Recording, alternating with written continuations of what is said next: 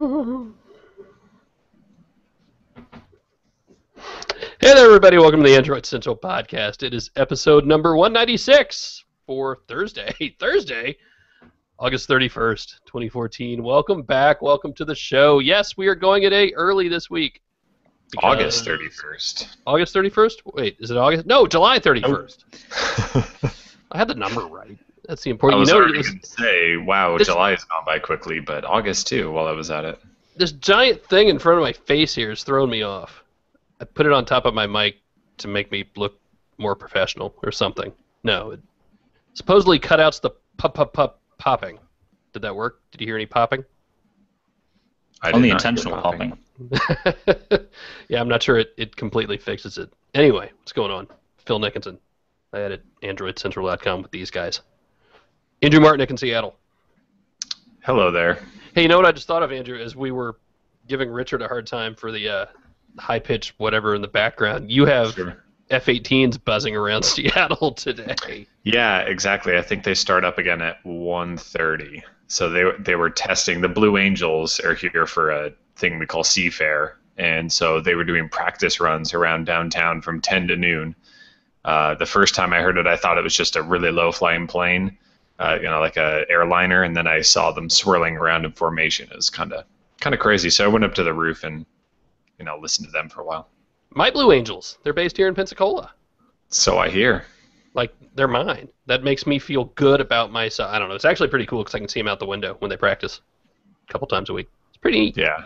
I don't know if I'd want it happening over downtown a couple times a week, but it's cool once a year anyways. Alex Doby in England. Do you have planes flying around where you are? Not that I can see or hear, so there's that. All right, then. And we brought Richard Devine back. He kept wondering if we'd ever ask him back. Hi, Richard. Hello. And then I come back and my washing machine's going in the background and you can all hear it, so I'm sorry. I just, this is why I'm not allowed on the podcast usually. But at least we know pretend it's a plane. Just a very, very low flight plane. We have the Red Arrows based near where I live. Kind of our equivalent, if you like, I would imagine, of the Blue Angels, so I get to see those all the time. That's pretty cool. What do they fly? What kind of plane? I have no idea. It's a red one. If only we had some way to look this stuff up. And it's a red one. Arrow. Is it Red Arrows? Yeah. Red Arrows. Yeah, I don't nerd out on that stuff. What are those? I don't even know what those are. Just on site. Old is what they are, I think. Yeah. Yeah, but they're cool. I feel you're reaching the limits of our aviation knowledge here, Phil. No, I mean, look, I'm pretty good with commercial stuff right now. I'm pretty good with a lot of military stuff. I just don't know what those are. We could ask Google, what kind of plane is... Oh, and Google Hangouts automatically mutes him properly when he starts typing. Ah! Let's see. Where'd it go? I see P1. I think that's what I saw. Could be. I'll get emails now. I'm probably already getting emails. Airplanecentral.com. Airplane. We should totally start an aviation site, actually. Geez, everybody flies around enough. They start to geek out about it. Man, I tell you, when I went up to Chicago a few weeks ago for the GoGo thing, I got to meet all the AV geeks. That's what they call themselves, like aviation geeks, AV geeks. And smartphone nerds are kind of weird, and we are all smartphone nerds. We are all kind of weird, but it was like a whole nother world of weirdness. Like, I can't geek out on what kind of seat is in an airplane. But, to each his own, so it was kind of cool. But, yeah, we could totally do that. I know people. Sweet. I guess we got to talk about Android today, though, because that's why we're here. No plane reviews today. No plane reviews today. We'll save those for another day. Actually, we kind of will, because I can't reach it where I'm standing right now. But I'm going to Dallas tomorrow for Geek Beat. They are opening up their Geek House. John and Callie, you know them. We did CES Live with them. They helped out with the Samsung Developers Conference last year, and of course Talk Mobile all last year. So you guys know John and Callie. So they're having a big open house at their Geek House tomorrow. I'm going to go. I'm taking my wife. It's going to be a lot of fun. Ed Begley Jr. is going to be there. That's kind of crazy. But anyway, so I got the boarding pass on my watch today on Android Wear. So I'm going to try that for the first time and see how it goes. I'm a little afraid to swipe it away because I don't know if I can get it back. There's not actually, like, it comes over from the Delta app on the phone, but it doesn't actually have, like, a companion app that shows up on the watch. So you can't tell it in the Android app, hey, now I'm ready to board kind of thing? No, or it just put it up there today, so I'm not quite sure what's it's a going little to happen. early? You would think it'd be smart enough, like my flight's at 9, maybe say at like 7 o'clock we just start showing it to you, and you can't get rid of it or something. I don't know. I mean, better would be to have just button either on the app or the watch, I guess. But we'll see. I'll write up something after I get it to work. I tried it with a Pebble boarding card in Turkey in April, and you've never seen reactions like it.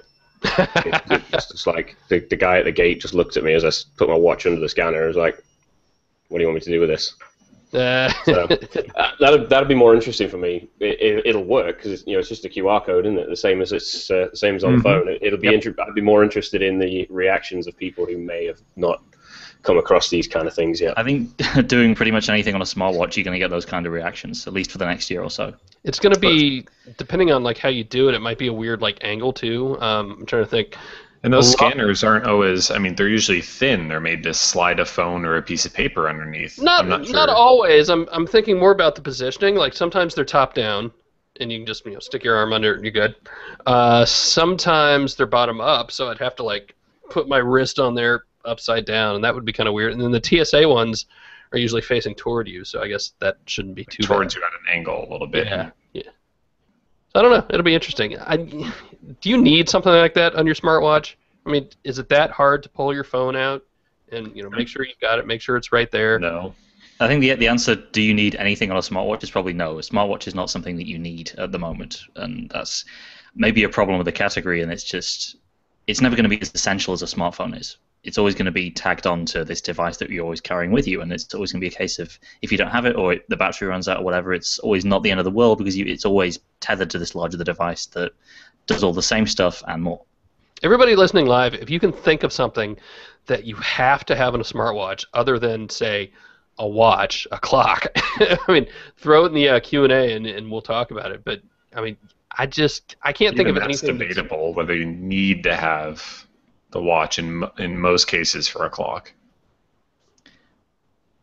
Well, then there's that. I mean, I haven't worn a watch in forever because I stand in front of a computer all day. There are clocks on the wall, and I have a phone in my pocket. Yeah. Well, and the argument would be that for a regular analog watch, you don't have to have your phone nearby, which already tells time in order to have any functionality out of it. So the fact that it relies on a phone for pretty much everything but telling the time kind of tells you how much you don't really need the watch. It gets back to my whole, do you use this smartwatch as an accessory, as a watch that does other things, or do you treat it like a full Android device, because it essentially is? It essentially is at a technical level, but it's not designed to be used that way, at least not the way the software is right now. It's full Android, but the way you can interact with it is very, very cut down. I think at some point they're going to find that happy medium, and I hate to say, maybe they'll take Apple doing something different. Maybe it'll take somebody. I'm trying to think who else might. But yeah, like right now it's just this thing, and everybody's kind of doing whatever.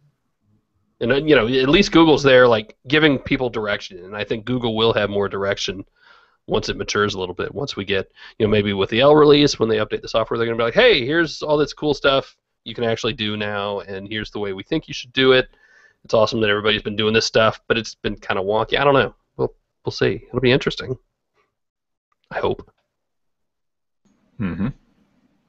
Yeah, I think just more manufacturers getting involved and putting their own spin on things is just going to make it better for everyone. Competition, new ideas coming from different places. Microsoft supposedly is working on something as well, and of course Pebble, which is developing all the time. So yeah, it'll take time and more products, and everyone will get better over time. I still absolutely think Pebble has a place, and it's still. I mean, I'm looking at my Pebble Steel here, and I think it feels better as a watch, just physically. I'm trying to remember how to put it on. It's been a while. I think the face is easy. It's a hell of a lot easier to read, right? That I don't think we can stress that enough. Just how much easier the e-paper is than AMOLED or LCD outside, especially outside. Yeah, it's the kind of AMOLED, the kind of LCD that you have in these watches as well, which, ultimately that's just a battery problem, isn't it? You can't run these screens as bright as you would a phone, which, actually most phones now are relatively easy to see outside. You can't run this that bright just because the power isn't there in the batteries, and it's probably going to take some kind of mini revolution maybe in the way battery technology works to actually get things up to that level. Yeah. I mean, we're spinning our wheels. It's like I want it to, but it can't. Yeah, I mean, we'll see. Or from the other end of it, getting e-ink that's better. Faster refresh rate on e-ink. Colors on Mirasol that don't suck. That could maybe make up the distance from the other end. But if you're going to stick with traditional smartphone displays, power efficiency needs to get better. Yeah. Anything else on Android Wear since we're launching about it? Anyone come up with we're still ideas? waiting on the Moto 360. Yes. That is still happening. It's got to be soon-ish. We're done. I'm betting this. I said this month, August, this coming month. I think it'll be sometime next month. Tomorrow, dude. Yep, that's what I mean. It'll be sometime. I don't think we'll be. Put it this way: when we leave for IFA and all the stuff we're expecting there in early September, I think we'll already have all the new Motorola stuff. That's my prediction. I think you're right. I don't know anything. I don't know anything, but I think you're right. It's just weird and annoying. I want it now. We had that post from was it Puneet today from Motorola? Yeah. On Google Plus saying, look, not been around much, been working on stuff, it's been taking time, long days and all that. So hopefully now they're in the final stretch and we'll actually see what they've been working on pretty soon. I'm still super excited for Motorola. I don't know about you guys, but even with the weird Lenovo stuff going on, or I assume it's still going on. I mean, the deal hasn't closed yet, right? And I don't know. It's just interesting how that hasn't really taken away from their public perception and the kind of mojo they have going. As far as everybody seems to just be interested in what Motorola is doing, even though they haven't released anything new in several months. Well, there's a lot of buzz around the 360. A lot of the products they have now, the new stuff, whatever comes out in the next month or so, is part of the the Google Motorola roadmap. Whatever plans Lenovo have, that it will only take form after the deal closes. Now Motorola, despite knowing they're probably going to get purchased by Lenovo, they're still in Google mode. That's still the roadmap, and that's still for people who like Android, that's an exciting roadmap. That's products that we're all interested in.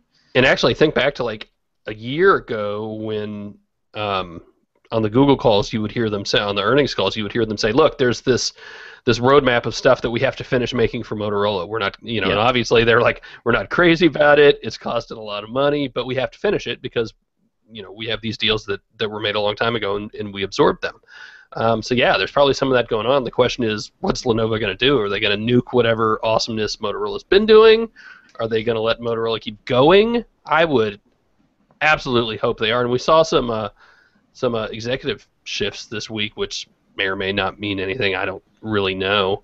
But God, I hope. I mean, I'm still just so impressed with what Motorola has done in the past year, and I can't believe it's only been a year with the Moto X, and the software just as good as it is, as clean as it is, and as helpful as it is, really.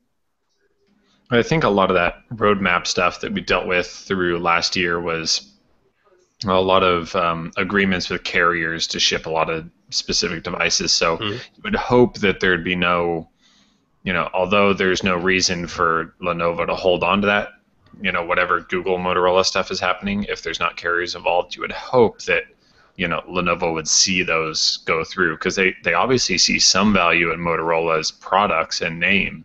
So, obviously they have to be somewhat happy with those products and not just want to kill them and, absorb Motorola completely. Yep, totally agree. And I'm going to segue us into our first Q&A topic. It's actually something we're going to talk about, one of the week's bigger stories. Okay. Do it. Sachin writes, what do you think of the rumors of the 5.9-inch Motorola Nexus phone codenamed Shamu? Don't do it. Please. That's the first reaction from everybody, but and look, I love the idea of a smaller phone. I thought Era wrote a really good thing on that this week, and we've all been saying this forever, right? Like, we enjoy the idea of a smaller phone. Bigger is great for a lot of people, but not everybody.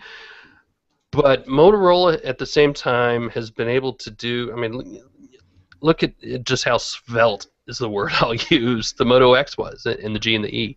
I mean, this is a 5.5-inch device. 5.9 is going to be that much bigger. I mean, that's going to be the It's bare ridiculous. minimum for a 5.9, isn't it? You know, that's, Yeah, and I keep trying to tell Yeah. myself, what if they get like a 5.9-inch device and something this size, but they're just not gonna. So I gotta quit lying to myself. Yeah. The interesting thing for me is software and L and how this all fits together. If this is coming later this year, and of course you have the tablet from HTC as well, supposedly.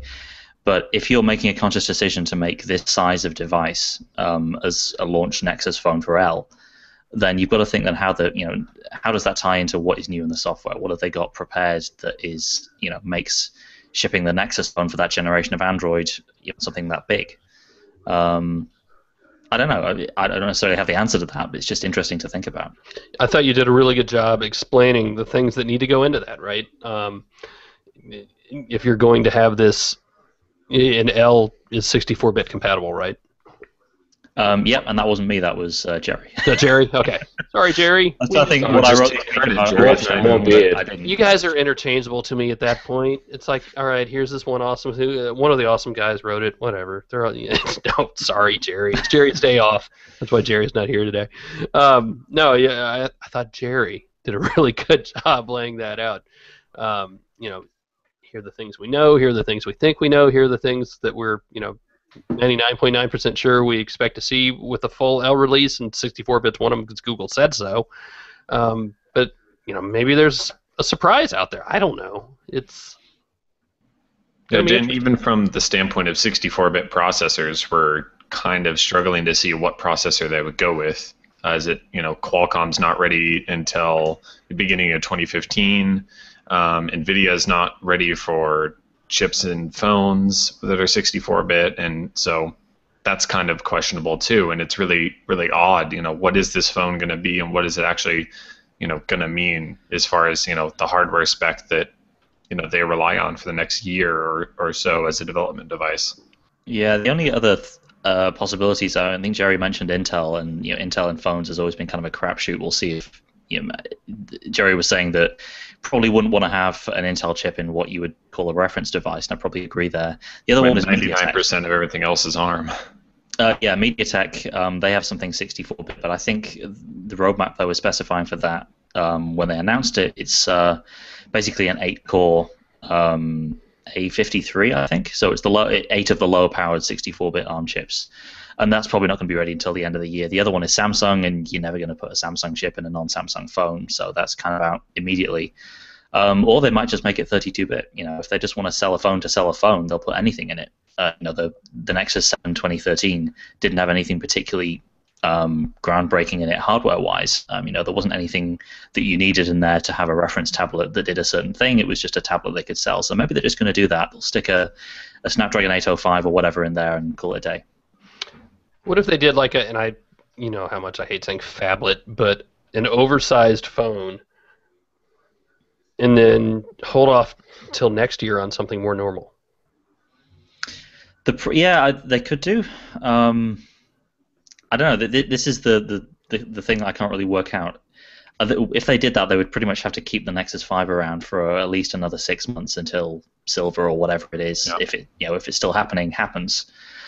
So would you have maybe a Nexus 6 and also keep selling the Nexus 5? I mean, the Nexus 5 is a good phone, but it has issues with battery life compared to a lot of current stuff, and technology just moves on. So they could do that. They could probably stretch the Nexus 5 out for another 6 months if they wanted to, but the choice there for a good L phone is kind of it's maybe not a choice that most normal consumers will want to make. You either have an oversized phone or you have a last year's phone, which not a great choice there really. Because I like to think that I like surprises. I think Google's going to surprise us. I think we're going to see something and be like, oh, and it's going to totally make sense, but just none of us thought of it.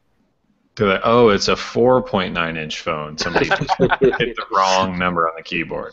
Big typo. Stranger things have happened. Well, we don't. It's not like we have a bunch of pictures or really conclusive evidence on this yet. We have a couple of unconfirmed reports that kind of overlap, and we're still a good ways out. We're talking about the end of October for the last two Nexuses. So. Yeah, and I hope we do get that kind of moment of revelation where we see, oh, that's what they made. That's why we have L and also this massive device, and it would all make sense. We'll see. Hopefully they do. L stands for large. Speaking of large, Ryan asks, physical size is a major factor why people continue to use or go back to the Moto X. The X Plus One is expected to jump to 5.1 inches. Is this bad? Will this prevent Jerry from getting one? I bet no, and I go back to that same reasoning I was just saying, because I think Motorola will be able to do it in a way that doesn't feel that big. I mean, mostly that, like, LG's done it like that.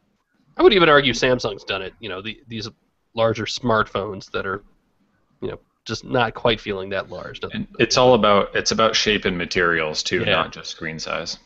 HTC kind of said, screw it, we've got speakers on ours. They're awesome, deal with it. And you can hear the speakers all the way until it hits the floor. Yes, when you drop it. It's not to say I don't like the M8. I absolutely do. But yeah, I get you. No, I think Jerry will probably still be all over it. Maybe. I'm going to speak for Jerry now that he's not here and I'm selling his work to other writers. I think, I mean, in terms of the X Plus One or whatever it's called being either 5 or 5.1, you've also got to take into account just the reality of selling it to carriers. If carriers want 5-inch devices because 5-inch devices are selling, then that's what Motorola's going to have to make. And you work within those parameters as best you can with trimming down bezels and all this other stuff they've been doing. And I already pointed out, we talked about this previously, that the Droid line had 5-inch displays, but were just, you know, Moto X's in different bodies, and those were completely usable and fine. So, you pointed out about a 5.5 inch or 5.3, whatever, you know, size can easily fit into what we would normally think of a traditional 5-inch body, you know, with smaller bezels and things like that. Yeah, you look at the Moto X, and that's as large as about most, you know, your average 4.3-inch phone from a few years ago. So, yeah, a big phone doesn't have to. Well, a big display doesn't have to mean a big phone. What if they held off till next year and they released the N64? No. Oh, killing me, crushing my dreams. Only if it comes with an emulator loaded on it. You play Super Mario World. GoldenEye. Think how many they would sell. Oh, I would play GoldenEye on that for days. I mean, what other options does Nintendo have other than the license that name? That would be awesome. Sachin asked another good question. Some of the versions of the 2013 Nexus 7 are out of stock in the Play Store. Does this mean another Nexus tablet is coming? Either Nexus 7 2014 or Nexus 8. I mean, we are like exactly a year, you know, past the past Nexus 7.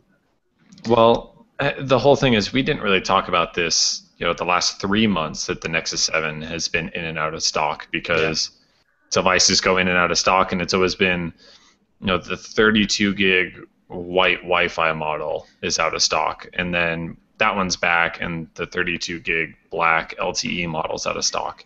I mean, this happens. I wouldn't read too much into it, and it varies by country as well. You know, it'll be in stock in the UK and out of stock in the US, or vice versa, or whatever. But I wouldn't read too much into that. I also think we are probably, you know, a good couple months out from seeing the new Nexus tablet yet. Not in a couple of Make of weeks. that what you will. Yeah, I mean, you can get. I'm looking right now. You can get the cell version still. The Wi-Fi ones are sold out. I mean, yeah, it's due any time now if they're going to do another one.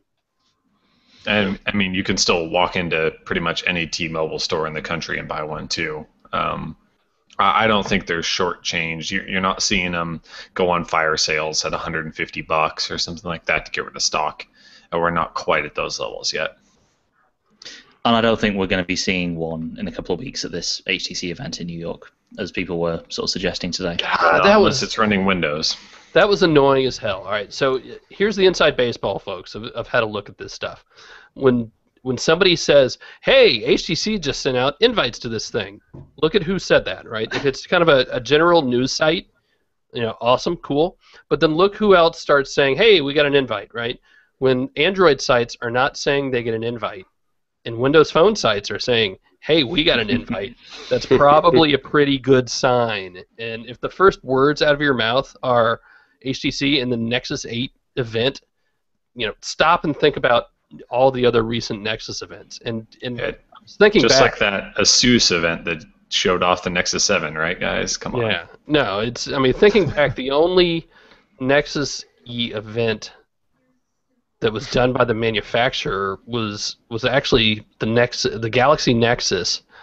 And that was a weird one anyway, wasn't it? And that was a weird one anyway. That was Even that, there's still, Matias Duarte on stage showing off. Yeah, even then, and I need to go back. I should dig through my email and try to find it. I'm pretty sure that invite actually came from Samsung and not Google. But I mean, as far as more recent memory, yeah, it's all come from Google and not the manufacturer. So just one of those things to look at. Who gets invites? Who's saying they got invites? And you can pretty much kind of figure out what's coming. We didn't Part of get me an does invite. want to. Does wish it is the Nexus 8 just so we can make Dan do a hands-on with it. Hey, look, and I love the idea of a Windows Phone version of the email. I might even get one, just because the only Windows Phone device I have laying around here is the Lumia 1020. It's still a good device, but it's kind of getting there in age. So Years. we're kind of looking at this before. Is this kind of an admission that it's basically, if it is just an M8 with Windows Phone on it, is this an admission that it basically isn't worth designing a phone for Windows Phone now, given that Microsoft has now fully absorbed Nokia? I kind of think the Windows Phone partnerships are so strange because, look at Samsung, and you can kind of say the same thing, right? It's like, all right, here's a Samsung device with Windows Phone, whereas the Lumias are all really compelling devices, I think. But at least with Samsung, you have the lip service of it actually looks different. Yeah. Well, HTC, they actually designed one phone to be, dramatically different from their Android offerings. But other than that, I mean, Which one? Nokia Which one are you thinking? the 8X. 8X? No, that was almost like the DNA. But Well, the DNA came after it, actually. Yeah, the 8X was pretty distinct. It was a lot different than Samsung's Windows phones were from the S3 and S4. True. Those were just a Windows sticker put on the home button instead of, having back and multitasking button or back and menu buttons at that time. I think it'll be interesting to see what they do with the branding if they keep the HTC One name, because that's as much as it's been used for lots of different things and had lots of different letters and numbers after it, it's still a big deal for HTC and it's an important brand for them. It would be like every other HTC One we've had that says, this is the HTC One, this is the only HTC One, it's all about HTC One. Here are 6 other HTC Ones. X Plus, S. It's just like, okay. HTC One W8 with Windows Phone 8.1. Flash. Yeah, the rumored name was HTC One M8 for Windows or something like that. Yeah. I'm not crazy about it as a name, but who knows? Branding. Windows Phone 7 series devices. Anyway, that's August 19th. There's a Sprint event later that day where they're talking about taking the edge off. I don't have a feel for that at all. Conceivably, that could be a follow-up. It's like, hey, HTC just announced this thing. Now come see it on Sprint, maybe. And that would almost make sense if it were kind of like an M8 because it's all curvy. But take the edge off also sounds like a network thing, so who knows? I don't know. We'll be at that as well, so stay tuned. Interesting. August 19th. Man, it's going to be a busy couple months. What else? You guys want to talk about this fake ID thing at all? I thought Jerry did a really nice job explaining this. See, I did it on purpose that time. No, Jerry Alex did a really wonderful job explaining it. Alex did Actually, a nice Jerry job. did a wonderful job explaining it to me. Yeah. We run that post past him, so there's some of his input in there. It took like 5 of us to get that done, didn't it? Pretty much, yeah. There's a lot of planning and thought that went into that post. So it's and actually Jerry could probably do a better job explaining the sort of technical details of how it works. Basically, it's an exploit that is worked around a bug in the Android package installer, which is the thing that installs apps on your phone, and it has to do with the certificates that apps are signed with, and they haven't been specific as to how it actually works and how they've done it. But basically, it doesn't. You can chain certificates together in a way that the package install doesn't check the validity of one of them. And that's bad because if you can pretend an app is signed by someone that it isn't, basically in some situations, it can do, it gets access to things that certain other apps can do. And in certain cases, those are very sort of low-level system things, like, for example, Adobe Flash. That's how Flash support works, or some of the secure NFC stuff. So potentially quite bad. It affects Android 2.2 to some versions of KitKat as well. So potentially quite a serious bug. But yeah, I mean, so they disclosed this blue box. The guys who discovered this, they disclosed it to Google in April, and since then, patches went out to all the manufacturers. There are patches for various versions of Android because it's fixed in 4.3, which has come out since then. And the obvious way to look at that is to say, okay, it's fixed in 4.3. There are security patches, but everyone will have to update the devices, and all these Android phones are vulnerable to it. But if you take that view, you kind of ignore Google Play services, which is a big part of not just getting new features, new APIs onto phones, but also fixing security holes. So there's this Verify Apps feature, which was introduced in Play services about a couple of years ago. I think it was shortly after 4.1. And essentially, that's an antivirus layer that kicks in before you install apps. That is part of Play services. It's updated continually in the background. So basically, if you're running, I think, Ice Cream Sandwich and up, and you're fully up to date on Play services, then there's some pretty serious protection there from you ever being affected by this, to say nothing of the fact that Google scanned everything on the Play Store for it. It's not been spotted there yet. And, if you're sensible about where you get your apps from, then you're probably never going to run into it. And as Jerry kept reminding us, you're going to have to be able to spoof the RSA key in the first place, to spoof the cert. So I mean, this is another one of those, like, it's not unimportant. I absolutely do not want to come off as sounding like it's unimportant, but it's still very kind of theoretical, and, it's not like I'm going to get it right this second just by walking down the street. It's one of those things that needs to be fixed. It has been fixed. Cool. Let's move on. Yeah, and it's easy to look at vulnerabilities in a very sort of black and white way and say, okay, all these phones are vulnerable, when that's, you need to look at the way Android works and figure out that actually, even though technically, I said it in the post, stopping a vulnerability from being exploited isn't the same as getting rid of it. But it's, from a user perspective, it's the same thing. If you can't, if it blocks the app before installing it, then that's the same thing. You're prevented from being affected by that security issue. This is not one that's going to keep me up at night. Put it that way. I think part of my problem with all this is that these security companies, they keep putting out these sky is falling posts, and then that doesn't help anything, and then you get so many just bad stories on it, like just not well written stories when you see, Apple blogs going apeshit over it, and just it's ridiculous, and it hurts it hurts all the security ecosystems, because then everybody's crying wolf, and you don't know what's important and what's not. Yeah, and it's easy to fall into one camp or the other and say this is all FUD, or this is the end of Android, and the truth is always somewhere in between. But the people writing these stories often don't look far enough, unfortunately, into the problem to be able to work out what's really going on.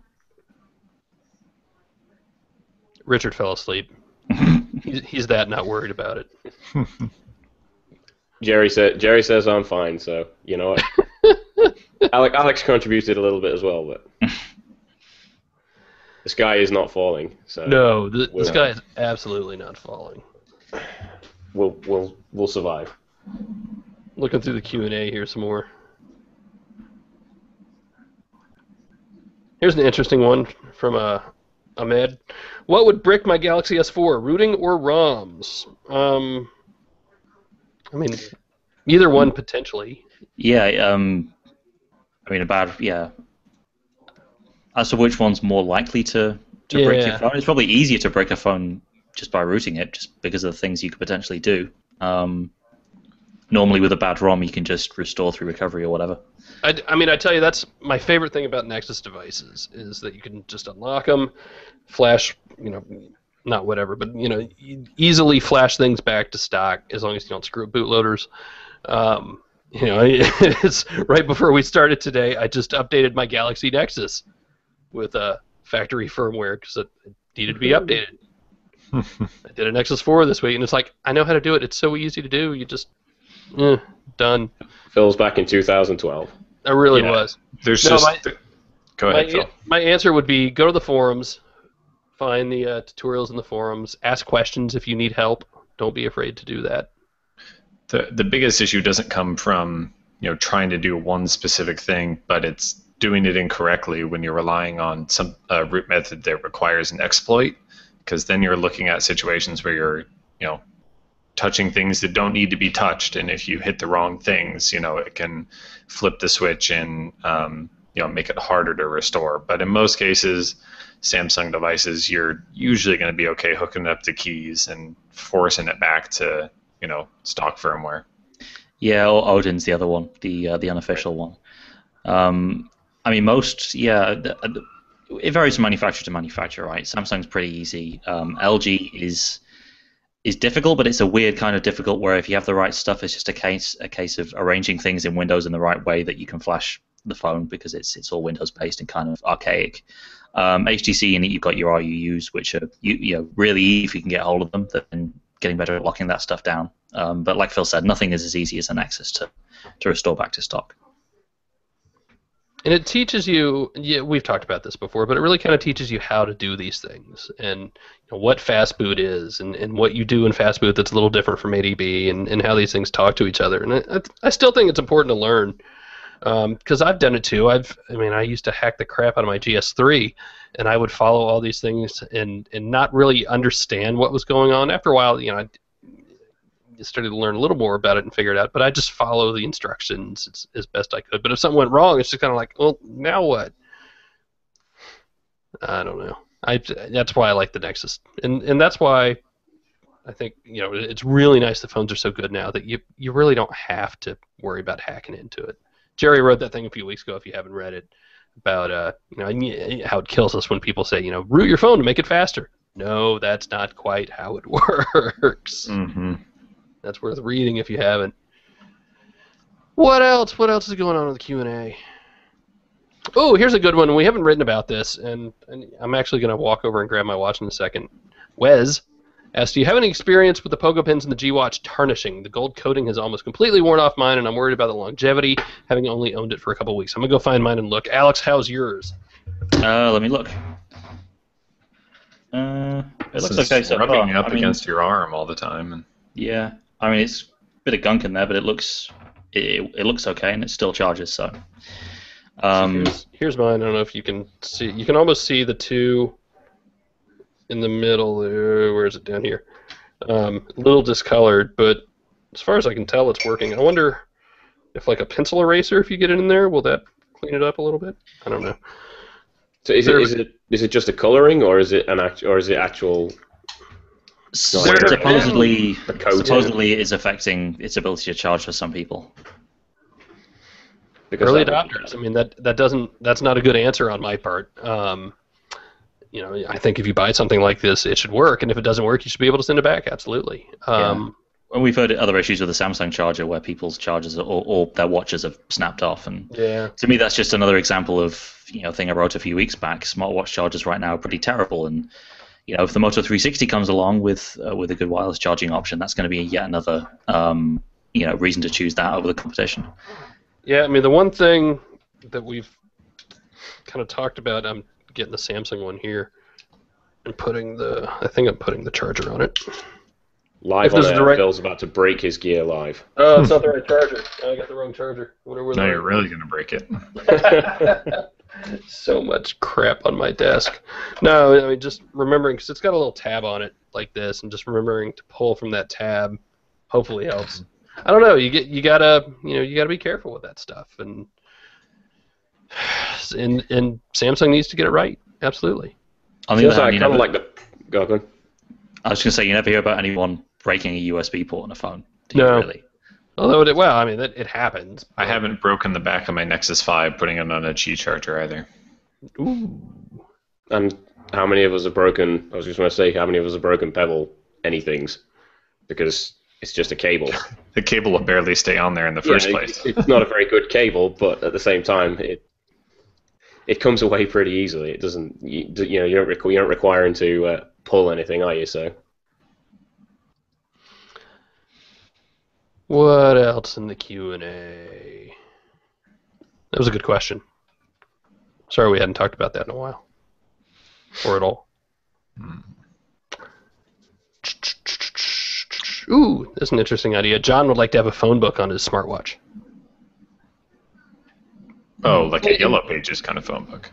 Well, maybe. And you effectively do, because you can just ask Google to search stuff. But yeah, I wonder if what do they call themselves now? YP. Wonder if they'll do that in there. Ryan, Which how's carrier Motor- preloads that crap on their phones? How's Motorola getting updates through Verizon so quickly? Both on the Moto X and the Moto G for Verizon are on 444. Honestly, I've looked Motorola executives directly in the eye and said, "How the hell are you doing it?" And they just kind of look at me and go like this. They just smile. No, it's impressive as hell. I don't know. Maybe, I mean, honestly, maybe it's a money thing. Maybe they just are paying extra to get the test, to get ahead on the line. I don't know exactly how that works, but I know that recertifying a phone after an update costs money. You have to pay the carrier to certify your stuff again. So maybe there's a deal worked out there. I don't know. And I'm not sure if there are certain synergies with the fact that they're already working on the software for the Droids too. But the Droids seem to be behind the Moto X and Moto G on Verizon, even. Yeah. Yeah, and you don't know how much of that is hardware and how much of that is the Verizon stuff that's loaded on there. I mean, as much as we joke about it, you do have to get Droids app working and certified on every major release. Ooh, here's an interesting one. Where did it go? Just lost it. Conrad says a smartwatch could have emergency medical info on it, allergies, medication, your doctor's numbers.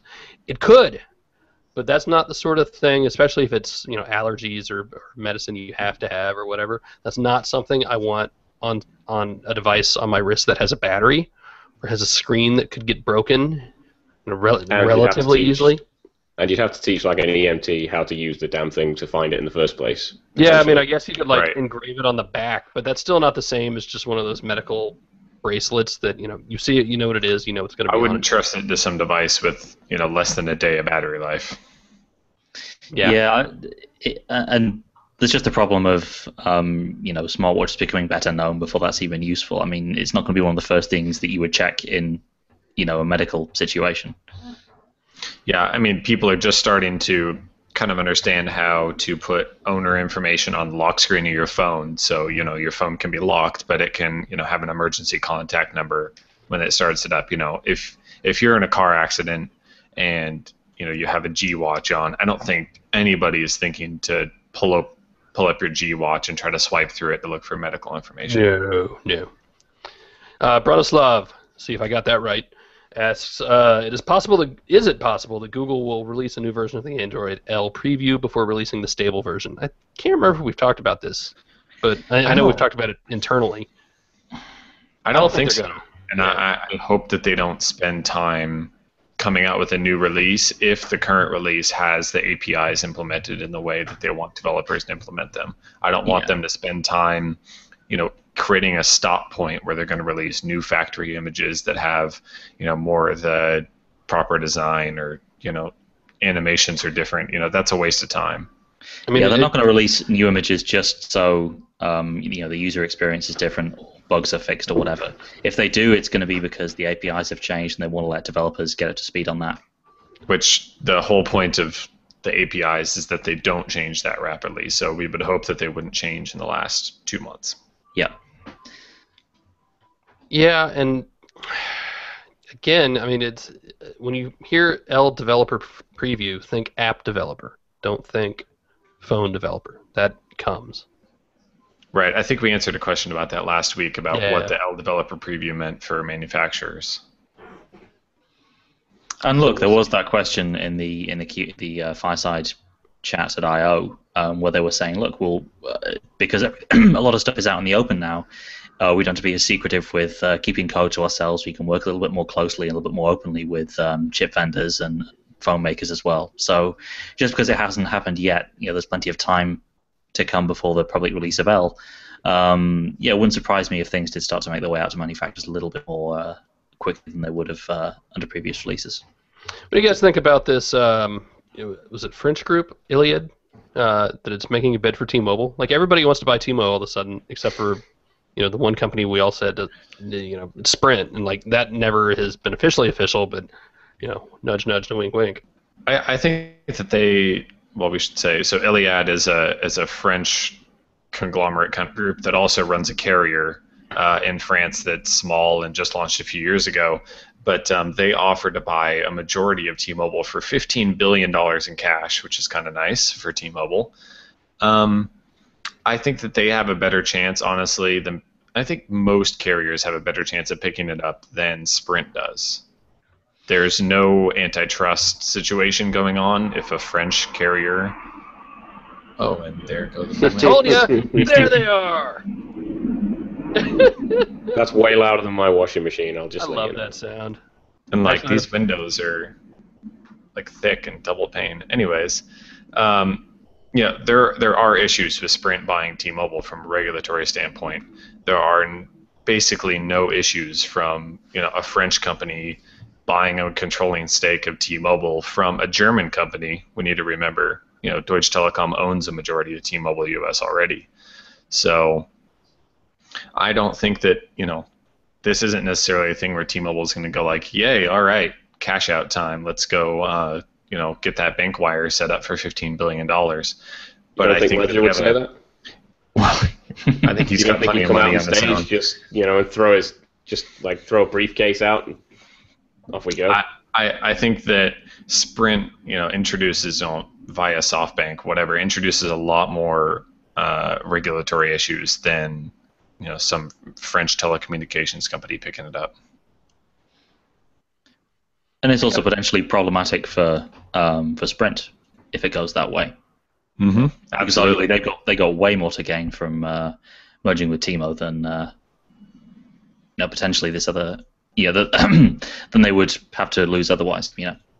I mean, don't Iliad's basically. care, though. It's like, how long have we, first AT&T and that fell through. And it's like,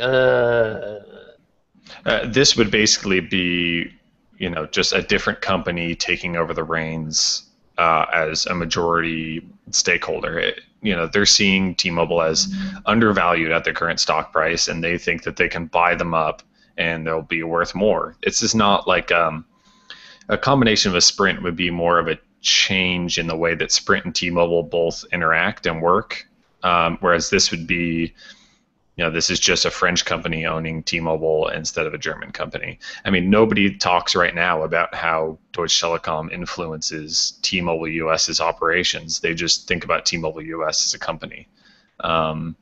This wouldn't change that, I don't think. But it would very much change a few years down the line Sprint's network prospects, right? They wouldn't necessarily, in a few years, be able to pull a spectrum or anything like that. They'd be stuck pretty much on the road they're on right now. Right, absolutely. And that's kind of the talk about Sprint taking over T-Mobile was basically buy them before they're bigger than you and you have no chance at all. And that's kind of where we're headed right now. We're less than a year away from T-Mobile being larger than Sprint, and I don't see those lines ever crossing again in anywhere in the near future. So this is kind of like a do or die situation for Sprint if they can try to drum up the money to buy out. They're talking about buying out T-Mobile 100%, which only changes things slightly, but still, throwing a lot more money is basically the only way they're gonna win it over. Chris says, Phil, where did your Nexus Q go? oh, actually, it's just a little lower. See it? There it is. It's on that pixel over there. I had to take a picture of it this morning, and I moved it down so I didn't have to go. The Chromebook Pixel has been relegated to a Nexus Q display device. I used it for the World Cup in here. That's how I watch the World Cup games. Because, 2 big screens isn't enough. I had to use a Pixel. Sure, yeah. I mean, I had 3 screens going for World Cup too, so I understand. Google Voice update rumors? Ask Wendell, please. I'm going to channel Jerry and say, it's dead forever and you're never going to have a phone call again. Got nothing. Something happened with Hangouts this week. What was it? You can call via Hangouts from Google Voice on the web. I thought that was last week. Yeah. This week, nothing happened. No. Wasn't there some business stuff they're supposed to be talking about? That was Hangouts, not Google Voice. But I mean, actually, I've been doing that. I'm trying to think. I've been doing that through the Hangouts extension as it is. Yeah, this gives you when you go to this is voice.google.com. Yeah, okay, which, whatever. I think Andrew should just turn his whole desk around just so There you go. we can watch Yeah. it go fast as well. Seattle's a very safe town. There are not normally fighter jets flying around.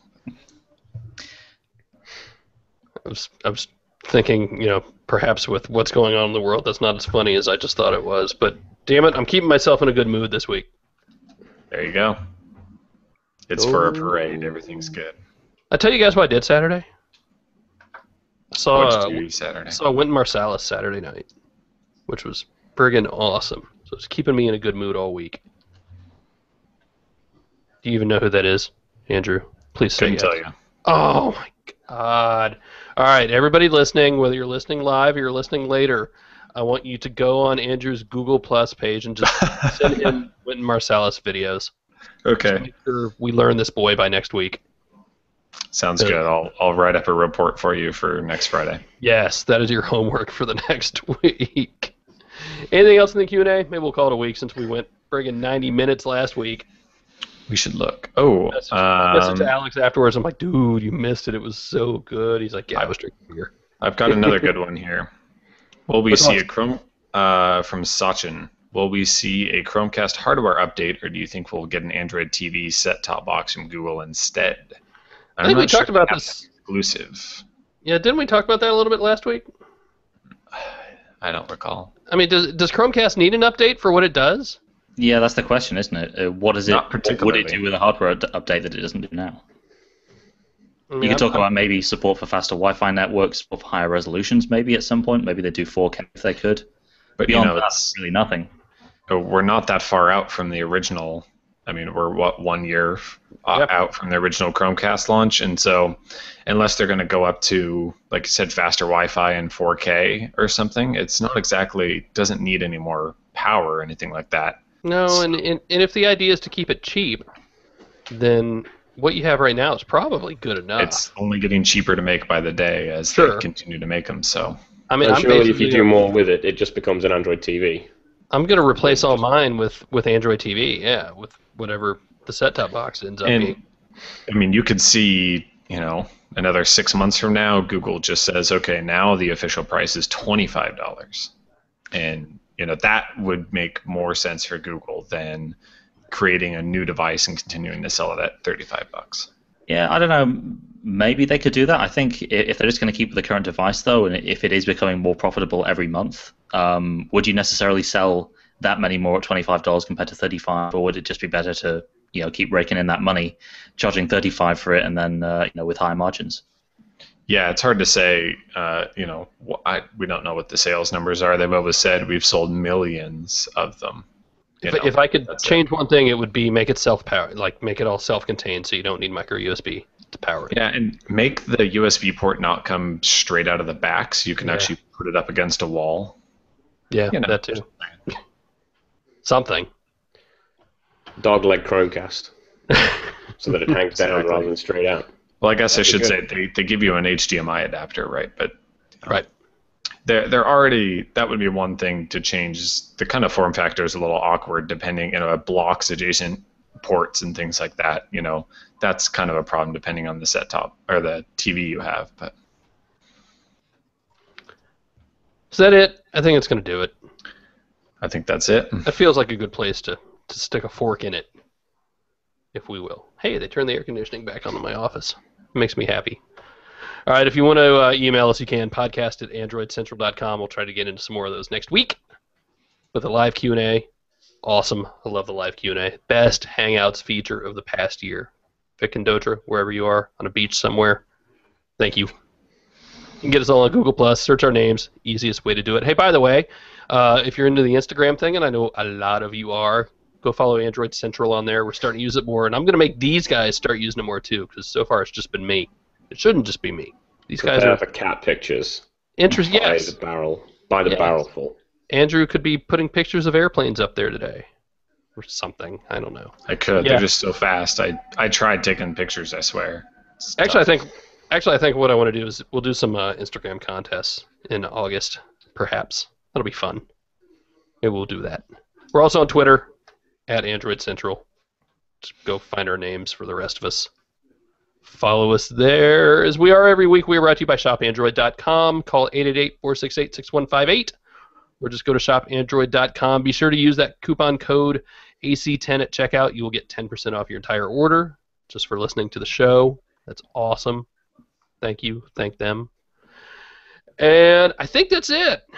You will find me Friday from Dallas, from the Geek House. So be sure to watch that. In our usual podcast time, I believe, starts at 3 p.m. Central Time. Did I just lock up? No, you're Nope. here. You're Okay. good. My mouse Don't just touch anything. my mouse just locked up. So cool. Yeah. So that's it. Hey, I'm back connected. Sweet. So yeah, I will be in Dallas. We will be back at our regular time next Friday. And I think that's it. Go download our app. See ya. Bye. See you later. Bye. I'm such a shill. I know. One